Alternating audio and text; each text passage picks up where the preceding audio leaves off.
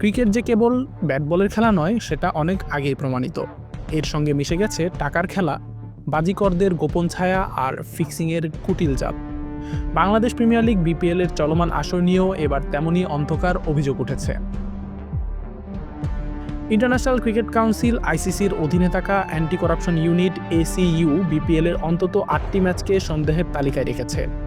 এসব ম্যাচে অসঙ্গতি খুঁজে পাওয়া গেছে, যার ভিত্তিতে বিস্তারিত তদন্ত শুরু হচ্ছে।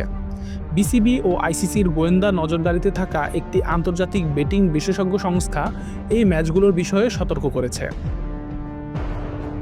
সন্দেহজনক ম্যাচগুলোর মধ্যে রয়েছে ফরচুন বরিশাল বনাম দুর্বার রাজশাহী 6 জানুয়ারি, রংপুর রাইডার্স বনাম ঢাকা ক্যাপিটালস 7 জানুয়ারি, ঢাকা ক্যাপিটালস বনাম সিলেট স্ট্রাইকার্স 10 জানুয়ারি, দুর্বার রাজশাহী বনাম ঢাকা ক্যাপিটালস 12 জানুয়ারি, চিটাগং কিংস বনাম সিলেট স্ট্রাইকার্স 13 জানুয়ারি, ফরচুন বরিশাল বনাম খুলনা টাইগার্স 22 জানুয়ারি, ঢাকা ক্যাপিটালস বনাম সিলেট স্ট্রাইকার্স 22 জানুয়ারি এবং দুর্বার রাজশাহী বনাম রংপুর রাইডার্সের 23 জানুয়ারির ম্যাচ।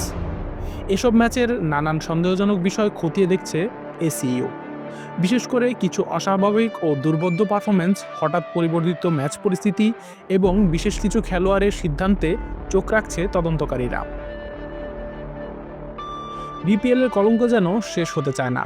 ম্যাচ ফিক্সিং সন্দেহের পাশাপাশি এবার স্পট ফিক্সিং নিয়েও তদন্ত চলছে।